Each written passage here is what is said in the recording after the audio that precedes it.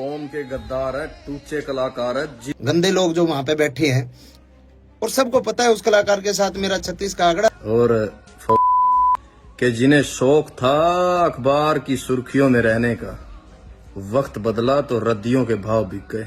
ये गाने डिलीट होने चाहिए और उस गाने में सबसे ज्यादा टारगेट मासूम शर्मा होता है। सूरज कुंड मेला में शो था भाई केडी का, उस आदमी ने उसका शो कैंसिल करवाया। हाँ जी, तो राम राम जी आप सभी ने। उम्मीद करते हैं कि आप सारे बढ़िया होंगे। पिछले 1-2 दिन में हरियाणवी इंडस्ट्री के बहुत से गाने डिलीट कर दिए गए इंडियन डोमेन में था। ये क्या है, क्योंकि ये नॉइस पोल्यूशन कर रहे हैं, गन कल्चर और वायलेंस को बढ़ा रहे हैं। और उसमें 2 खटोले, ट्यूशन बदमाशी का, 60 मुकदमे, पिस्टल 4-5 का, कुछ 1-2 और सिंगर्स के भी गाने डिलीट हुए हैं।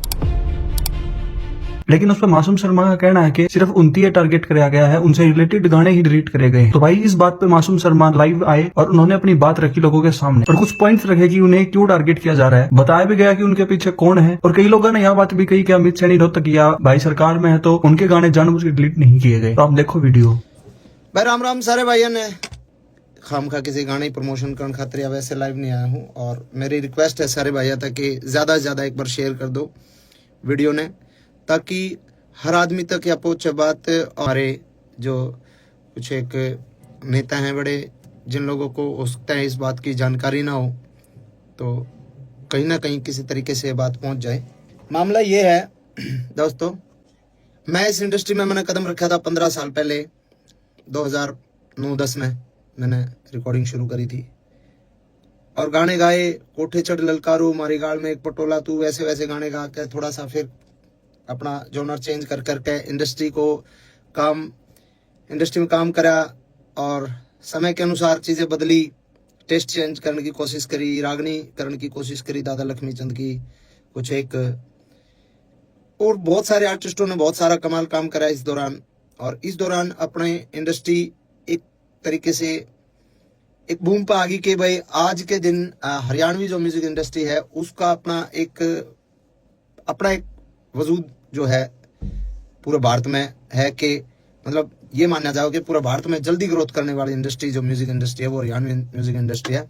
और इस म्यूजिक इंडस्ट्री में फिलहाल जो है एक संकट आया।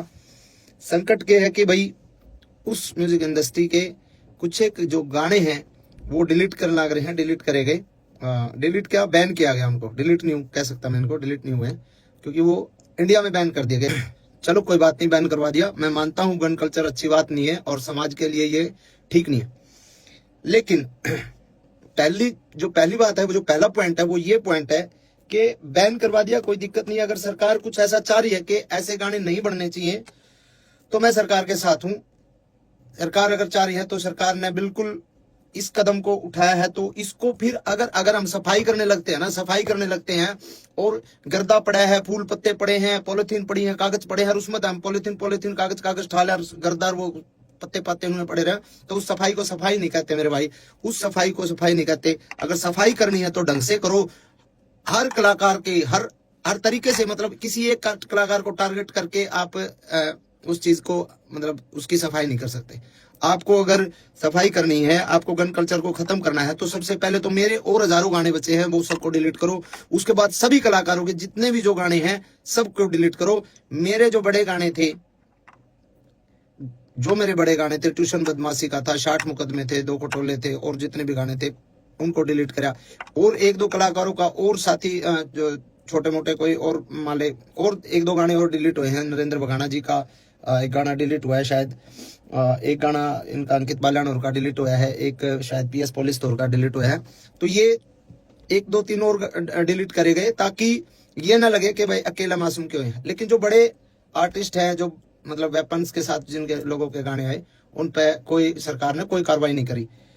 तो एक तो मैं चाहता हूं कि सरकार अगर कार्रवाई करे, और सरकार का भी मुझे जो लगता है ना, मुझे लगता है कि सरकार जो कार्रवाई जो सरकार ने करी है, वो सरकार ने तो एक निर्देश दे दिया भाई ऐसा कुछ करो, लेकिन उसके बावजूद जिन लोगों को जिम्मेदारियां दी गई, जो छोटे वहां पे जो बैठे हैं वहां पे, मतलब कुछ एक हमारे कलाकार बिरादरी के ही कुछ एक गंदे लोग जो वहां पे बैठे हैं, जिन लोगों को, छोटे से बड़े कलाकार को, मतलब उन लोगों को पसंद नहीं किया जा रहा, और फिर भी वो लोग बैठे हैं और वो लोग लिस्ट बना के देते हैं कि ये गाने डिलीट होने चाहिए। और उस गाने में सबसे ज्यादा टारगेट मासूम शर्मा होता है और सबको पता है उस कलाकार के साथ मेरा 36 का आंकड़ा, मैं उसको बाढ़ नहीं मानता।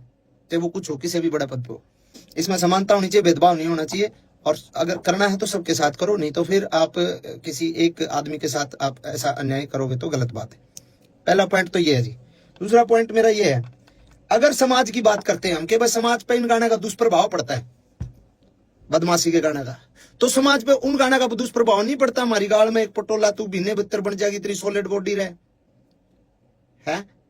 जो इस तरीके के गाने हैं जिनको फोक गाने के नाम पे फोक बता के फोक लोकगीत है, लोकगीत ऐसे होते हैं क्या? तो क्या वो जो अब हम ये बंद करके हम बहु छोरियां के ऊपर गाने बिना पटोला बताकर वैसे वैसे गाने बनाने लग जावा, तो क्या वो समाज के लिए सही है? कुछ एक सवाल मेरे ये है कि उसके अलावा इतने डबल मीनिंग गाने चल रहे हैं आजकल। एक और चल रहा है, वो क्या नाम है, जीजा साड़ी के ऊपर बहुत ही वाहियात और बहुत ही वल्गर गाना है, डबल मीनिंग गाने हैं, वो चलते हैं। उन पे किसी ने कोई दिक्कत नहीं। बदमाशी के गाना तो दिक्कत, बदमाशी के गाने चलो ठीक है, गन कल्चर को भी खत्म करो, लेकिन वो अश्लीलता भी खत्म होनी चाहिए।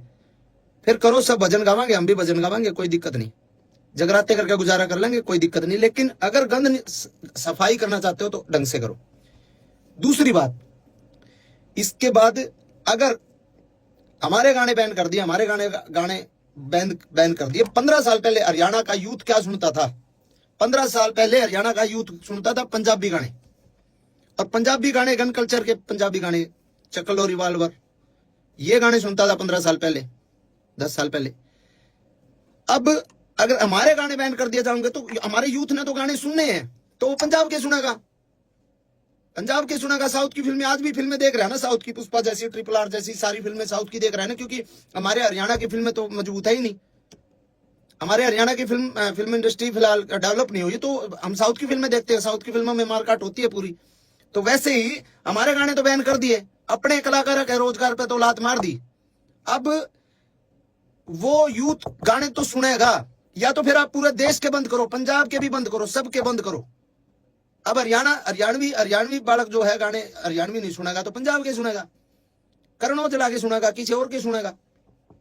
अब हमारा ये मतलब हमसे ही दिक्कत है क्या?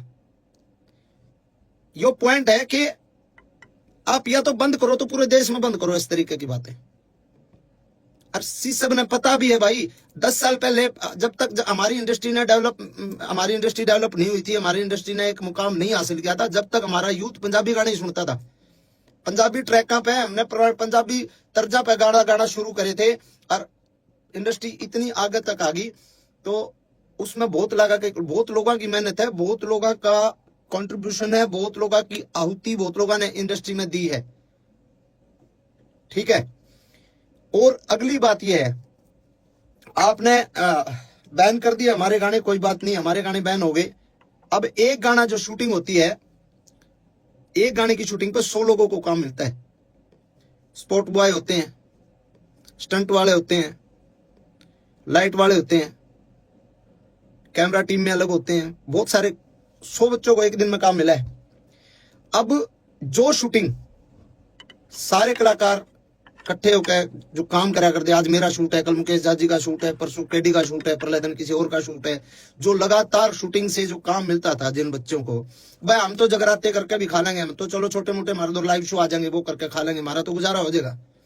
अब जो बच्चे 800 रुपए की 1000 रुपए की दिहाड़ी पे स्टंट मैन आया कर दे, जो 1000 रुपए 2000 रुपए की दिहाड़ी पे लाइट वाले आया कर दे, बेचारे सब बदन लाइट आया कर दे, उनके अगर महीने में 20 शूट आया कर दे, 20 में तो आज अगर 5 शूट आएंगे इसके बाद, तो उनको क्या रोजगार सरकार दे देगी कि भाई हम इस जो तारे नुकसान होने लग रहा है, जो हम काम करा करते हैं, जो बालक बेचारे स्टंट करा कर दे या फिर लाइट आया कर दे, जो भी काम करा दे, कोई मेकअप वाला है, कोई बहुत सारे डिपार्टमेंट हों, बहुत सारे लोग हैं, तो क्या सरकार उनको काम दे देगी कि भाई तुम जो है स्टंट करो आड़े, हम तमने पैसे देवांगे, हम तमने रोजगार देवांगे।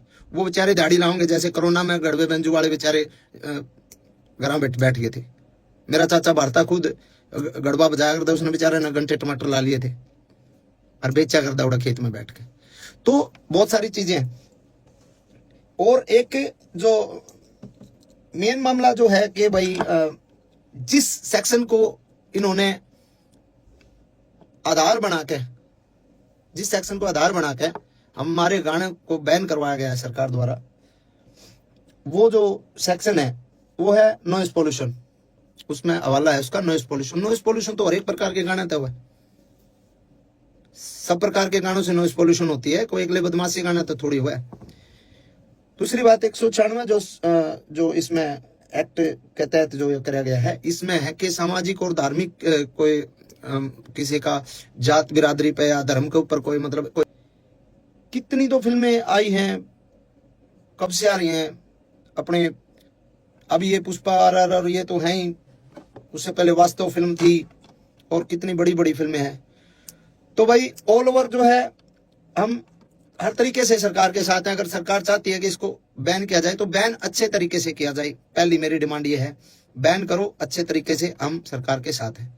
हर को करो, आप सर्च कर लो, आप जितने भाई भी देख रहे हैं आप सर्च कर लो, मैं नाम नहीं लेना चाहूंगा किसी भी आर्टिस्ट का, क्योंकि मैं किसी बहुत सीनियर अधिकारी जी से मिला था कल ही, उनको मैंने बोला सर के ऐसे ऐसे गाने डिलीट किए जा रहे हैं, तो उन्होंने कहा भाई हाँ सरकार के आदेश हैं और ये गाने डिलीट हो ही रहे। तो मैंने उनको बोला सर सबके नहीं हो रहे, वो मेरे हो रहे ज्यादा। उन्होंने कहा नहीं ऐसा तो नहीं है, आप लिस्ट बना के दो और आप मेरे को लिस्ट बना के दो कि कौन कौन से नहीं हो रहे, कि मैं उनको डिलीट करवा दूंगा।